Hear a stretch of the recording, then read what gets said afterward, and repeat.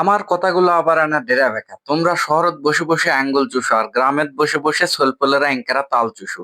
আমার চোখতি আবার এগুলা কুত্তা থাকে পরে তো আমি বাড়ির থেকে বের হওয়ার পরে দেখছে হ্যাঁ এই যে লাত্তে গুড়ে সমান করে দাও স্যার কার কুটি থেকে যে ইনকারা 10-12 বাতা তাল কেটে আনছে একমাত্র আল্লাহ মাহবুদ জানে। আর ইনকারে সেই জাতা মাতা খাওয়া এই এতগুলান বাদার নিমেষের মধ্যে তাল সব শেষকে দিছে। কে কোন দিক দিয়ে খাসে আর কে কি করছে নিজেরাও বুঝা যাচ্ছে না। নিজেরা খাসে আবার অন্যান্য জন আবার দেখছি যে বন্দুকও ডাকিছে। আল্লাহ তোরকে পেটের চারটা রুচি দিছিল বা।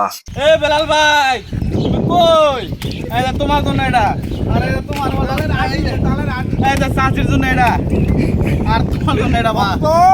ইনকেরা জান্তা বাহিনী কম বেশি সব এলাকাতেই আছে আর তারা মনে করো সব সময় পরার গাছের তাল, পরার গাছের জাম, পরার গাছের আম এগুলালে সব সময় ব্যস্ত থাকে। তো নিজের মনে করে আবার খাই, তাতে কিন্তু কোনো লজ্জা শরম কোনো কিছু করে না। দেখো স্যাটে স্যাটে বসে থাকে খাওয়াছে হাই রে।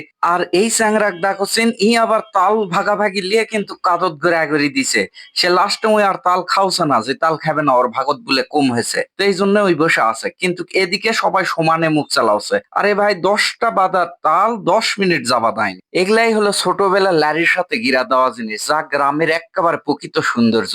আর এগুলাই শহরত বসে বসে ভাবতে ভাবতে তোমরা দিন পার করেন।